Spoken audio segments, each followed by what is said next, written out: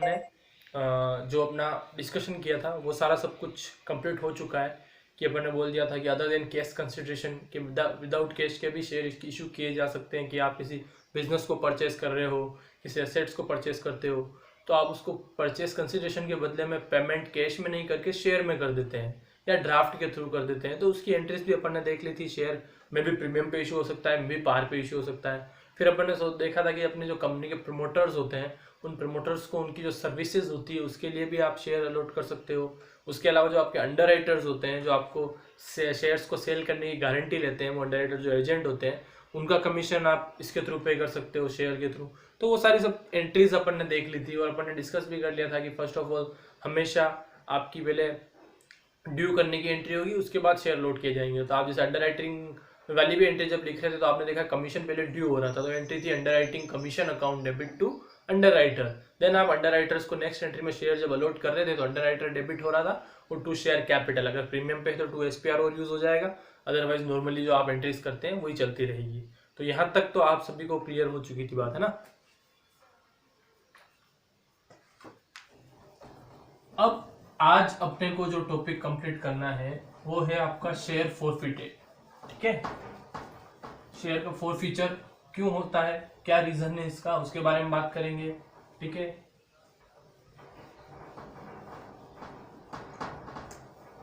बहुत important topic है बेटा, ये एग्जाम में बनता ही बनता है, तो आपको अच्छे से समझना है इसको कि किस तरीके से फॉलो करना है, टर्म्स एंड कंडीशंस क्या रहेगी, एंट्रीज कैसे होगी, अमाउंट कैसे लाया जाएगा, हर एक चीज को आपको स्टेप वाइज अच्छे से समझना है। कोई डाउट रहता है तो आप पूछ सकते हैं।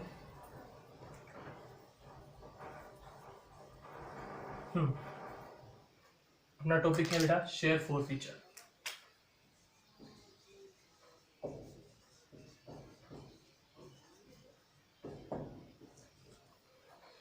शेयर फॉरफीचर का मतलब क्या होता है पहले वो समझ लेते हैं अपन। शेयर फॉरफीचर का मतलब आपका ये होता है बेटा कि जब शेयर होल्डर टाइमली पेमेंट नहीं कर पाता है कंपनी को शेयर्स का, जो ड्यू डेट होती है उस टाइम पीरियड में, तो कंपनी के पास ये राइट्स है कि पर्टिकुलर कुछ टाइम पीरियड बाद वो उस शेयर होल्डर से वो शेयर फिर से ले सकती है, जब्त कर सकती है। हिंदी में अगर मैं उसको समझाना चाहूँ आपको तो छीन सकती है। कहने का मतलब ये है कि उसके पास पूरा कंपनी के पास राइट्स है कि अगर शेयर होल्डर पूरा अमाउंट पे नहीं करता है उन शेयर्स पे, सपोज जैसे एग्जांपल अपन लेते हैं कि एक 100 रुपीज़ का शेयर है, उस पर कंपनी ने एप्लीकेशन के टाइम पे 20 रुपीज़ की डिमांड की थी, देन अलॉटमेंट पे 30 रुपीज़ था, फिर फर्स्ट कॉल पे फिर 30 था, फाइनल कॉल पे 20 था सपोज। अब शेयर होल्डर ने एप्लीकेशन का पैसा जमा करा दिया, फिर अलॉटमेंट की बारी आई, कंपनी ने पैसा मांगा, वो नहीं दे पाया, फिर कंपनी ने उसको टाइम दिया, फर्स्ट कॉल फिर डिमांड की कि फर्स्ट कॉल के टाइम पे दोनों जमा करा दे, पर फर्स्ट कॉल भी वो नहीं जमा करा पाया। तो इस तरीके से कंपनी पे डिपेंड करता है कि या तो हो सकता है बहुत ज्यादा स्ट्रिक्ट डिसीजन ले कंपनी तो अलॉटमेंट के बाद ही उसके शेयर फॉरफिट कर ले, हो सकता है फर्स्ट कॉल के बाद करें, हो सकता है सारी कॉल हो जाए उसके बाद करें। तो क्वेश्चन की कंडीशन पे डिपेंड करेगा बेटा कि कब शेयर फॉरफिटेड हो रहा है। तो जब भी शेयर फॉरफिटेड होगा तो उसकी एंट्रीज अपने को बनानी पड़ेगी। और वो क्या होता है बेटा, कंपनी जो शेयर फॉरफिटेड कर लेती है तो उस पर जो पैसा उसने जमा कराया था शेयर होल्डर का, वो पैसा भी कंपनी जब्त कर लेती है। सीधी सी बात है कि अगर जैसे 100 रुपए का शेयर था उसमें 30 रुपए उसने जमा करा रखे थे शेयर पे, तो 30 रुपए उसके जब्त कर लिए जाएंगे। ठीक है बेटा, समझ में आ रही है बात सभी को, क्लियर है यहाँ तक। तो अब एंट्रीज कैसे बनेगी वो देखो बेटा, कनेक्शन आपको समझना है, आप कॉन्सेप्ट समझना है, लॉजिकली समझना है कि क्या होता है, तो अच्छा से आपको क्लियर होगा। जब अपन ने बेटा जितने भी अभी एंट्रीज की उसमें कहीं भी शेयर कैपिटल को आपने डेबिट देखा क्या अभी तक, जितनी भी एंट्री की उसमें कहीं पे भी शेयर कैपिटल को आप कभी डेबिट देख ही नहीं सकते, क्योंकि जब भी शेयर इश्यू होता है तब शेयर कैपिटल ऑलवेज क्रेडिट होती है, क्योंकि कैपिटल की नेचर क्रेडिट होती है। पर अब यहाँ पे कंडीशन क्या बन रही है कि वो शेयर फिर से फॉरफिट किया जा रहा है, कि सपोज किसी शेयर होल्डर ने पैसा नहीं दिया, उसके शेयर फॉरफिटेड करे, तो सबसे फर्स्ट हमेशा क्या डेबिट होगा बेटा, शेयर कैपिटल। तो एक चीज आपके दिमाग में क्लियर हो चुकी होगी बेटा कि जब आपका शेयर जो इश्यू होता है तब शेयर कैपिटल ऑलवेज क्रेडिट होती है, और जब शेयर को फिर से फॉरफिट किया जाता है तो सीधी सी बात है शेयर वापस अपने पास आ गया तो शेयर कैपिटल फिर से क्या हो जाएगी, डेबिट हो जाएगी। बात समझ में आ रही है यहाँ तक। अब ये डेबिट की कौन सी वैल्यू से होगी, तो आपको बेटा लिखना है यहाँ पे कॉल्ड अप वैल्यू, ब्रैकेट में मैं लिख रहा हूँ called up value. Called up value का मतलब जितना पैसा उस शेयर पे मांगा जा चुका है। सपोज एग्जांपल लेते हैं, कोई शेयर है उस पे एप्लीकेशन पे चाहिए 20, अलॉटमेंट पे चाहिए 30, फर्स्ट कॉल पे चाहिए सपोज 30 और सेकंड में फिर से चाहिए 20, तो शेयर हो गया 100 का। अब सपोज समझना बात को, कंपनी ने एप्लीकेशन का पैसा तो सबको जमा कराना ही पड़ेगा, ये तो कोई भी ऐसा हो नहीं सकता कि नहीं जमा कराए, ठीक है। जो शेयर का अमाउंट है एप्लीकेशन पे 20 चाहिए, अलॉटमेंट पे 30 की रिक्वायरमेंट है, फर्स्ट कॉल पे 30 है, सेकंड कॉल पे फिर 20 है। तो उस कंडीशन में आपके सामने क्वेश्चन ये है कि फर्स्ट ऑफ ऑल एप्लीकेशन का पैसा तो हर पर्सन देगा, कोई भी ऐसा नहीं है जो एप्लीकेशन का पैसा नहीं दे और उसको शेयर मिल जाए, ऐसा तो हो ही नहीं सकता। तो ये बात तो कंफर्म है कि एप्लीकेशन का पैसा तो हर शेयर होल्डर का आएगा। अब बात ये आती है कि सपोज कंपनी ने अलॉटमेंट का पैसा ड्यू किया और शेयर होल्डर पे नहीं कर पाया। अब सपोज कंपनी जैसे अलॉटमेंट का पैसा उसने नहीं दिया और उसके शेयर वापस से फॉरफिट कर लेती है, तो उस कंडीशन में बेटा क्या बनता है कि उसकी कॉल्ड अप वैल्यू क्या होगी 20 + 30, मतलब कंपनी ने कितना मांगा था, ओनली 50 रुपीज ही मांगा था, क्योंकि एप्लीकेशन का तो पैसा तो मांग ही लिया था, फिर अलॉटमेंट का पैसा मांगा नहीं दे पाया, उसके शेयर फॉरफिटेड हो गए। तो यहाँ पे कॉल्ड अप वैल्यू कितनी बनी बेटा 50 + 30, 30 + 20 50, ठीक है। सपोज मैं ये बोलता हूँ कि नहीं, उसने कंपनी ने फर्स्ट कॉल भी उससे ड्यू की, उसके बाद भी उसने पेमेंट नहीं किया और कंपनी ने शेयर फॉरफिटेड कर दिया, तो कॉल्ड अप वैल्यू कितनी होगी 20 + 30 50, 50 + 30 80, तो आप यहाँ पे 80 रुपीज लेंगे कैपिटल के सामने। सपोज कंपनी ये करती है कि नहीं, उसको लास्ट कॉल तक मौका दिया हो कि भाई लास्ट कॉल तक वो तो पैसा जमा करा ले, फिर भी नहीं करा पाया और कंपनी ने फाइनल कॉल करने के बाद उसके शेयर फॉरफिटेड किए, तो पूरा शेयर पे 100 रुपीज मांगे जा चुके हैं, तो यहाँ पे कॉल्ड अप वैल्यू कितनी रहेगी 100 रहेगी। समझ में आ रही है बात सभी को?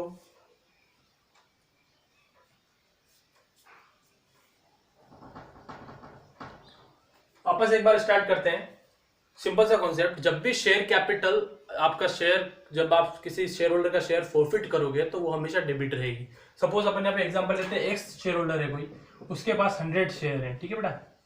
उस 100 शेयर पे वो एप्लीकेशन तो सबको जमा कराना ही है, अलॉटमेंट का पैसा नहीं दे पाया सपोज, ठीक है। तो 100 शेयर पे अपने को 30 रुपीज के हिसाब से 3000 की रिक्वायरमेंट थी, वो नहीं दे पाया।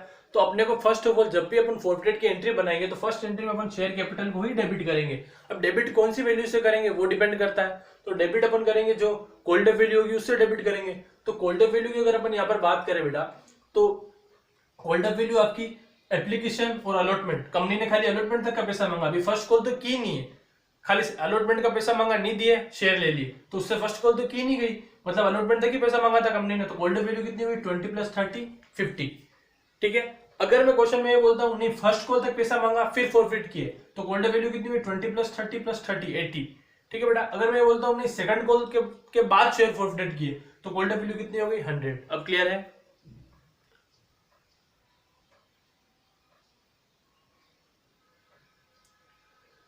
फिर उसके बाद बेटा शेयर कैपिटल डेबिट हो जाएगा कॉल्ड अप वैल्यू से। सपोज अपन एग्जांपल लेके चल रहे हैं, अलॉटमेंट तक का पैसा ही उससे मांगा गया था और उसको बाद शेयर फॉरफिटेड कर लिए, तो आप यहाँ पर 50 रुपीज से इन 100 शेयर को मल्टीप्लाई करके अमाउंट ले सकते हैं।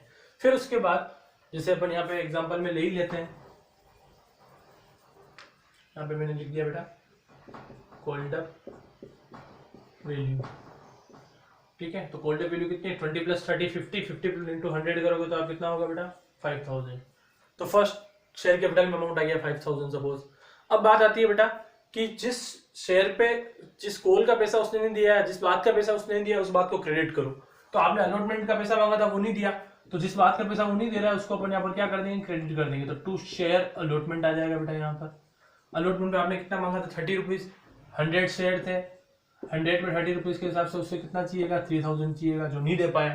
और फर्स्ट कॉल तो उससे की ही नहीं अपन ने, अगर फर्स्ट कॉल भी की होती तो फर्स्ट कॉल और आ जाता, अगर सेकंड कॉल भी की होती तो सेकंड कॉल और आ जाता, अगर सपोज अलॉटमेंट के बाद ही फॉरफिट कर लिए तो सिर्फ यही आएगा। अब अपने को डिफरेंस अमाउंट जो दिख रहा है उस पैसे को अपन क्या कर, हाँ बेटा 30 रुपीज की डिमांड थी अलॉटमेंट पे, 30 रुपीज वो नहीं दे पाया और 100 शेयर उसके थे, तो 100 × 30 3000, ठीक है। अब बात ये आती है कि जो पैसा आपके पास, मैंने पहले बोला था कि जो पैसा कंपनी के पास पहले से आ चुका है उसको कंपनी खा जाएगी, खाने का मतलब जब्त कर लेगी, ठीक है। तो कंपनी के पास सीधी सी बात है कि देखो डिफरेंस अमाउंट 2000 आ रहा है, वो फॉरफिटेड कर लेगी, उसको अपन बोलेंगे बेटा टू शेयर फॉरफिटेड। पैसे खाने को अपन टेक्निकल लैंग्वेज में क्या बोलेंगे, शेयर फॉरफिटेड, कि भाई शेयर फॉरफिटेड कर लिए, उसके एवज में अपन ने पैसा उसका ले लिया। हमेशा ये होगा बेटा आपका बैलेंसिंग फिगर, तो 2000 रुपीज आ रहा है बैलेंसिंग फिगर, जिसको पैसे को कंपनी खा जाएगी, नहीं देगी। अब आपको क्रॉस चेक करना है तो आप समझ लीजिए एप्लीकेशन का पैसा तो उसने दिया था, शेयर होल्डर ने एप्लीकेशन का पैसा तो जमा कराया ही था, कितना कराया था 20 रुपीज 20, और शेयर उसके हैं 100, तो 100 × 20 2000 आ गया। समझ में आ रही है बात सभी को? ठीक है, तो ये एंट्री होती है आपकी शेयर फॉरफिटेड की। अब इसमें मैं कुछ चेंजेस करता हूं, सपोज मैं ये बोलता हूं बेटा कि कंपनी ने उससे अलॉटमेंट मांगा, फर्स्ट कॉल मांगा, उसके बाद शेयर फॉरफिटेड किया सपोज, ठीक है, ये अलॉटमेंट भी नहीं दे पाया और फर्स्ट कॉल भी नहीं दे पाया, तो अल्टीमेटली सिर्फ उसने एप्लीकेशन का पैसा ही दिया, तो आप कोल्ड अप वैल्यू जो आप लोगे बेटा 20 + 30 + 30, तो अब यहाँ पे 80 × 100 यानी 8000 अमाउंट आएगा, ठीक है। अब आपने फर्स्ट कॉल का पैसा मांगा, वो भी नहीं दिया, तो मैंने क्या बोला, जिस बात का पैसा नहीं है उसको क्रेडिट करना है, तो 2 फर्स्ट कॉल आप लिख देंगे यहाँ पे, उस पर कितना चाहिए आपको 30 रुपीज, तो 100 × 30 वापस इस पर भी कितना हो जाएगा 6000, तो वापस 2000 रुपये डिफरेंस आएगा, वो क्या होगा आपका बैलेंसिंग फिगर होगा, ठीक है बेटा। ये 3000 हो गया, 3 + 3 6 हो गया, ऊपर 8 है, तो वापस 2 शेयर फॉरफिटेड करके 2000 आ जाएगा। सपोज मैं बोलता हूँ कि नहीं उसने सेकंड कॉल का पैसा भी नहीं दिया, कंपनी ने सेकंड कॉल तक पैसा मांगा, तो कोल्ड अप वैल्यू पूरी कितनी होगी 100, तो अब यहाँ पे बेटा कैपिटल के सामने 100 × 100 10,000 लेना पड़ेगा, फिर जिस जिस बात का पैसा नहीं आया उसको क्रेडिट करते चलो, अलॉटमेंट का नहीं आया तो 2 शेयर अलॉटमेंट, फर्स्ट कॉल का नहीं आया तो फर्स्ट कॉल, सेकंड कॉल का भी नहीं आया तो 2 शेयर सेकंड कॉल आप लिख लेंगे। सेकंड कॉल पे आपको चाहिए कितना 20, तो 100 × 20, तो ये हो गया बेटा आपका 2000, तो अल्टीमेटली वापस जो पैसा आ गया उसको खाना है, तो उसको बोलेंगे अपन 2 शेयर फॉरफिटेड, कहां से आएगा, तो ऑलवेज बैलेंसिंग फिगर, तो बैलेंसिंग फिगर वापस 2000 आ जाएगा। क्लियर है सभी को एग्जांपल? चलो बहुत बढ़िया। तो ये तो बात हुई बेटा फॉरफिटेड की, कब, कि जब शेयर क्या किया गया हो, पार वैल्यू पे इशू किया होगा, when share issued at par value, मतलब पार वैल्यू का मतलब मैंने क्या समझाया था बेटा कि ओरिजिनल वैल्यू पे शेयर ऑफर किया गया हो पब्लिक को, ठीक है। अगर एक्स्ट्रा चार्ज करके किया जाएगा तो प्रीमियम होगा, तो उस कंडीशन में क्या करेंगे, तो वही अपन सीखेंगे बेटा कि अगर सपोज प्रीमियम का पैसा नहीं आया तो अपन प्रीमियम को फिर से क्या कर देंगे, डेबिट कर देंगे। सिक्योरिटी प्रीमियम जो होता है ना बेटा आपका SPR, तो जब आप शेयर इशू करते हो तो आप SPR को क्या करते हो, क्रेडिट करते हो, ठीक है। सिक्योरिटी प्रीमियम रिजर्व को आप ऑलवेज क्या करते हो, जब भी शेयर इशू करते हो तब क्रेडिट करते हो, तो फॉरफिटेड करते टाइम आपको चेक करना है कि क्या सिक्योरिटी प्रीमियम का पैसा आ गया क्या, अगर नहीं आया तो प्रीमियम आपका फिर से क्या हो जाएगा, डेबिट हो जाएगा। अगर सपोज आ गया तो अपने को कुछ करना ही नहीं है, जो नॉर्मल एंट्री हो वही चलती रहेगी। अभी मैं एग्जांपल के थ्रू क्लियर करूंगा इसको भी। यहां तक चीज क्लियर है सभी को बेटा? पार वैल्यू पे क्लियर, प्रीमियम पे बात कर लेते हैं, ठीक है।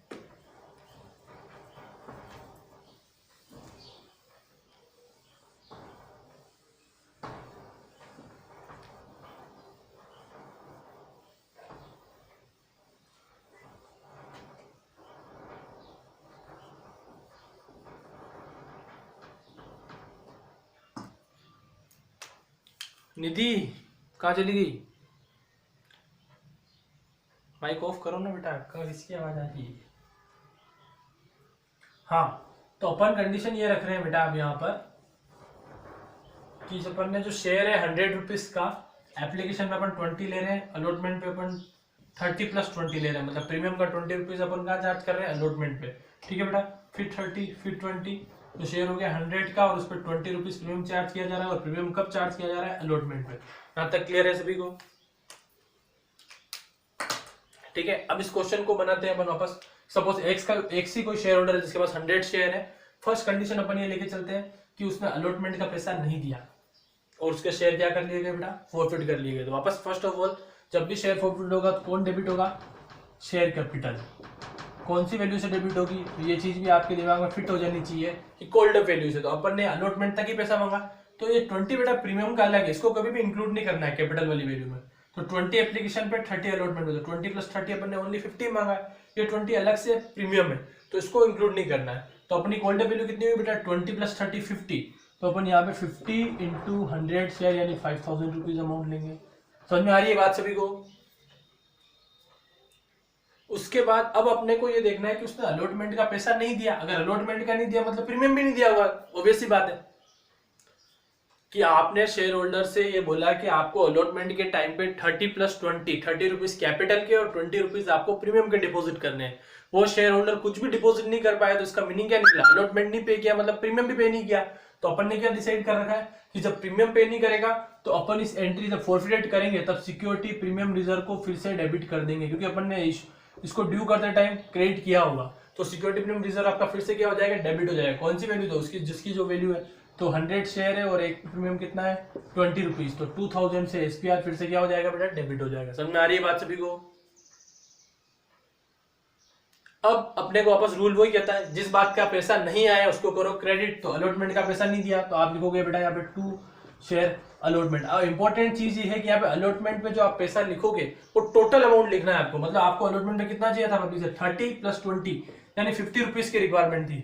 तो आप यहाँ पे जो मल्टीप्लीकेशन करेंगे बेटा 100 शेयर का वो 50 रुपीज से करेंगे, ना कि 30 से। ये गलती मत करें आप, ये ध्यान रखें बेटा कि अलॉटमेंट जब आप क्रेडिट करोगे कि पैसा कितना नहीं आया, तो आपको तो पूरा 30 + 20 50 चाहिए था, तो आपको 50 से मल्टीप्लीकेशन लेना है। तो अलॉटमेंट का कितना पैसा नहीं आया, 5000 नहीं आया। फिर जो आगे है उसको अपन क्या बोलते हैं, फॉरफिट कर लेते हैं। तो वो क्या होता है बेटा, हमेशा आपका बैलेंसिंग फिगर होता है 2 शेयर फॉरफिटेड। क्या हो जाएगा बेटा, बैलेंसिंग फिगर। तो 5 और 7 में से 5 गया तो 2000 रुपये आप फिर से क्या कर रहे हो, उसका फॉरफिट कर रहे हो। क्लियर है सभी को? ठीक है। अब सपोज मैं कंडीशन इसमें डाल देता हूं कि शेयर होल्डर जो है उसने क्या किया कि एप्लीकेशन का पैसा भी दिया, अलॉटमेंट का पैसा भी दिया, पर फर्स्ट कॉल नहीं दे पाया, तो उसके शेयर फॉरफिटेड कर लिए। कंडीशन क्या डाल दी अपन ने, एप्लीकेशन का पैसा उसने जमा करा दिया, अलॉटमेंट का भी करा दिया, पर फर्स्ट कॉल नहीं जमा करा पाया तो उसके शेयर फॉरफिट कर लिए। तो अभी यहाँ पे देखो चेंजेस समझना बेटा। फर्स्ट ऑफ ऑल वापस बात यह थी कि शेयर कैपिटल ही डेबिट होगी, ये बात तो कंफर्म है, पर कौन सी वैल्यू से होगी ये प्रॉब्लम है। तो वैल्यू आपको फाइंड आउट करनी पड़ेगी। तो वैल्यू सीधे सी बात है, कॉल्ड अप वैल्यू चेक कर लो। एप्लीकेशन मांग चुके हो, अलॉटमेंट मांग चुके हो, फर्स्ट कॉल मांग चुके हो। भले उसने दिया नहीं पर आपने तो मांग लिया, तो आप फर्स्ट कॉल तक उससे डिमांड कर चुके हो, यानी कॉल्ड अप वैल्यू 30 + 30 + 20 यानी 80। तो अब आपको यहाँ पे 80 के हिसाब से अमाउंट लेना पड़ेगा बेटा। समझ में आ रही है बात सभी को? तो 80 × 100 शेयर यानी कि 8000 आपका आएगा। अब चेक करना है आपको कि क्या प्रीमियम दे दिया क्या उसने। तो अलॉटमेंट का पैसा उस पार्टी ने जमा करा दिया, अलॉटमेंट जमा करा दिया मतलब साथ में प्रीमियम भी जमा करा दिया होगा। सिंपल सी बात है ना, कि अगर पार्टी ने अलॉटमेंट का पैसा दे दिया और अलॉटमेंट पे अपन ने प्रीमियम मांगा था, तो इसका मतलब प्रीमियम का पैसा भी दे दिया होगा। तो प्रीमियम का पैसा तो आ चुका है, तो अब प्रीमियम का पैसा अगर आ चुका है तो आप फिर से एसपीआर को यहाँ पे डेबिट नहीं कर सकते। समझ में आ रही है बात सभी को? ठीक है। तो इस एंट्री में अपन एसपीआर को डेबिट नहीं कर पाएंगे, सीधा अपन क्या करेंगे, फर्स्ट कॉल का पैसा नहीं आया तो अपन सीधा क्या लिख देंगे, 2 शेयर फर्स्ट कॉल। कितना नहीं आया, तो 30 रुपीज चाहिए था, 100 शेयर थे तो 3000 नहीं आया, तो जो आ गया उसको फॉरफिट कर लो। तो आपको हमेशा मैंने क्या सिखाया, 2 शेयर फॉरफिटेड में जो पैसा आएगा वो हमेशा बैलेंसिंग फिगर होगा, कोई चेंजेस करने की आपको जरूरत नहीं है। तो ये बैलेंसिंग फिगर ही होगा ऑलवेज। तो 8 - 3 यानी 5000 रुपीज आपने क्या कर लिया, फॉरफिट कर लिया। क्रॉस चेक करना हो, 20 + 30 50, 50 × 100 5000। अलॉटमेंट तक का पैसा उसने दे दिया था, 5000 रुपीज अपन उसके खा गए। वो प्रीमियम का पैसा तो अपन वैसे अलग से खा ही गए उसका। समझ में आ रही बात सभी को? चलो, तो ये टॉपिक बनता है बेटा आपका कि शेयर को अगर कंपनी फॉरफिटेड कर लेती है तो क्या कंडीशन बनती है। अब इसके बाद जब कंपनी फॉरफिटेड किए हुए शेयर को फिर से थर्ड पार्टी को इशू करती है तो वो री इशू कहलाता है। वो नेक्स्ट टॉपिक है अपना, जो अपन नेक्स्ट क्लास में कंप्लीट करेंगे। आज की जो क्लास है उसमें अपना मेन टॉपिक अपने को फॉरफिचर करना सीखना था, वो अपन ने सीख लिया। कॉन्सेप्ट बहुत इजी सा फॉलो रखना है आपको कि हमेशा जब भी शेयर फिर से फॉरफिट होगा तो उसको कैपिटल को डेबिट करना पड़ेगा। कैपिटल कौन सी वैल्यू से डेबिट होगी, तो हमेशा कॉल्ड अप वैल्यू से। कॉल्ड अप वैल्यू का मतलब मैं आपको समझा चुका हूँ कि कंपनी कितना पैसा मांग चुकी है उस वैल्यू से वो वैल्यू आ जाएगी। फिर अपने का रूल सीधा सा है कि जिस बात का पैसा नहीं दिया उसको यहाँ पे क्रेडिट कर लो। अगर फर्स्ट कॉल नहीं दी तो 2 शेयर फर्स्ट कॉल, अलॉटमेंट नहीं दिया तो 2 शेयर अलॉटमेंट, सेकंड कॉल नहीं दिया तो 2 share second call. Finally last में जो पैसा बच जाएगा वो फॉरफिट कर लिया जाएगा और वो हमेशा बैलेंसिंग फिगर होगा। उसके अलावा अगर आपने शेयर प्रीमियम पे इश्यू किया है, वो पार्टी प्रीमियम का पैसा नहीं दे पाई है, तो आपको यहाँ पे एंट्री में एसपीआर को फिर से डेबिट कर लेना है। अगर पार्टी ने एसपीआर का पैसा जमा करा दिया है तो अब आपको उसको डेबिट करने की जरूरत नहीं है। ठीक है बेटा, क्लियर सभी को अच्छे से?